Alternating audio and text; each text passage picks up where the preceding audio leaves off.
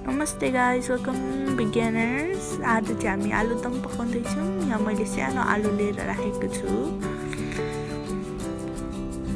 अनि यो मरमसला चाहिँ हाम्रो घरमा पाउने चिज हो, त्यसैले यो चाहिने जति छैन भने इट्स ओके।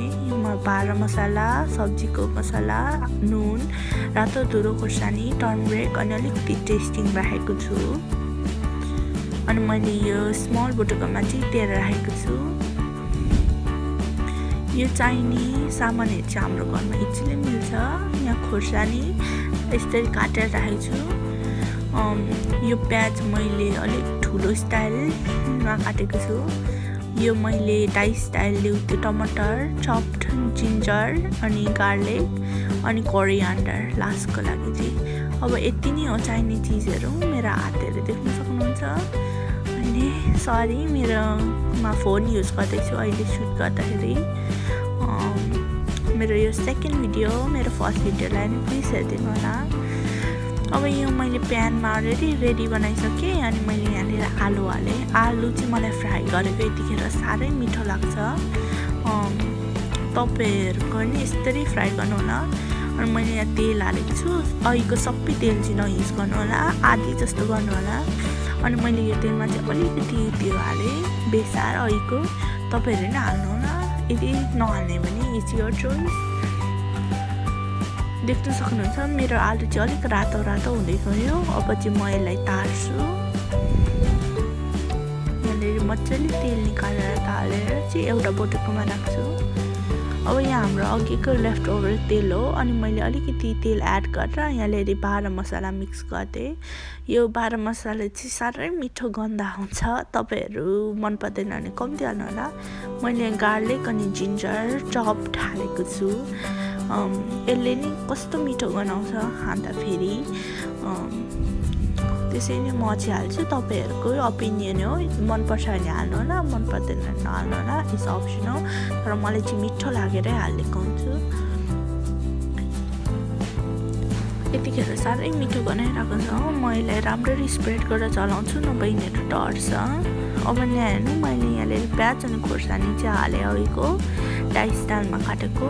यसलाई मजाले मिक्स गरिदिनु होला। अनि प्लिज यसलाई स्प्रेड गरिदिनुहोस् न, तेलले अझै पाकोस् मजाले। देख्न सक्नुहुन्छ यतिखेर चर्र गरिरहेको छ। मलाई चाहिँ यतिखेरै क्या भात भुटेको जस्तो लागिरहेको छ। नेपालमा यसको गन्धले चाहिँ मलाई साह्रै मिठो लाग्छ।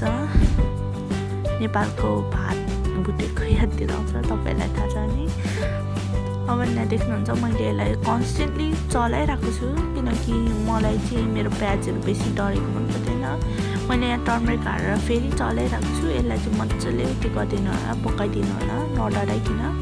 मैले दुईवटा टमाटर अघि डाई स्टाइलले काटेको नि हालेँ। अब यसलाई म फेरि चलाउँछु अनि स्प्रेड गरिदिन्छु। देख्न सक्नुहुन्छ यतिखेर चाहिँ म अचार बनाउन आँटेको जस्तो लागिरहेको छ। तर यसलाई मजाले स्प्रेड गरिदिनु होला। अनि यसलाई मजाले कुक गराइदिनु होला। मैले यहाँनिर हाम्रो सब्जी अनि रातो धुलो मसला हालेको छु। तपाईँहरूको घरमा भेज त्यो मसला छैन भने नहाल्नु होला। अब मैले यहाँ 1 कप चाहिँ पानी हालेको छु, किनकि हाम्रो सब्जी इजिली डढ्न सक्छ अनि हाम्रो मसला पनि डढ्न सक्छ। अनि मसला डढ्यो भने चाहिँ मिठो हुँदैन सब्जी, इन माई ओपिनियन। तपाईँहरूको कस्तो चिज थियो। अब देख्न सक्नुहुन्छ मैले यहाँ नुन हालेँ। तपाईँहरूको घरमा कति नुन हाल्नुहुन्छ त्यति हाल्नु होला, या तपाईँको टेस्ट अनुसारले भन्नै पऱ्यो भने चाहिँ तपाईँहरूलाई थाहा छैन कति नुन खान सक्नुहुन्छ भने तपाईँहरू चाख्दै हाल्नु सक्नुहुन्छ। त्यो चाहिँ म फर्स्ट गर्थेँ जब म कुकिङ गर्नु स्टार्ट गरेको छु। त्यसैले मैले यो बिगिनर्सको च्यानल राखेको छु। यहाँ एकछिन पछाडि चाहिँ हाम्रो यो सब्जी अलिक त्यो बोयल भइरहेको छ, देख्न सक्नुहुन्छ। अब यसलाई मैले स्प्रेड गरिरहेको छु, मिक्स गरिरहेको छु। यतिखेर चाहिँ डढ्ने सम्भावना हुँदैन, तर नि म मजाले चलाउँछु। त्यो चाहिँ मेरो बानी भयो भनौँ न। देख्न सक्नुहुन्छ अब चाहिँ ग्रेभी जस्तो भइरहेको छ। म यसलाई चेक गर्दैछु पाके कि पाकेन, ट्याप गर्दै। अनि एकछिन पछाडि चाहिँ देख्न सक्नुहुन्छ मैले यहाँ आलु हालेँ। अब आलु हालेर चाहिँ मिक्स गरिदिनु होला मजाले। यो आलुले चाहिँ तपाईँको त्यसलाई सुप गरोस् मसलालाई। मलाई चाहिँ यस्तै पकाएकै बेलामा हाल्नु मन लाग्छ, मिठो लाग्छ भनौँ न। देख्न सक्नुहुन्छ मैले आलु चाहिँ राखेँ अनि मैले हाम्रो अघि कोरियान्डर चप्ड गरेर राखेँ त्यो माथिबाट हाल्दै।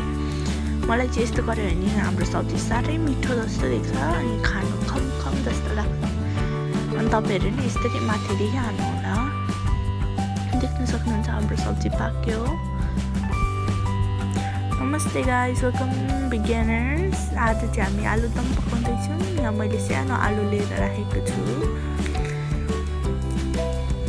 अनि यो मरमसला चाहिँ हाम्रो घरमा पाउने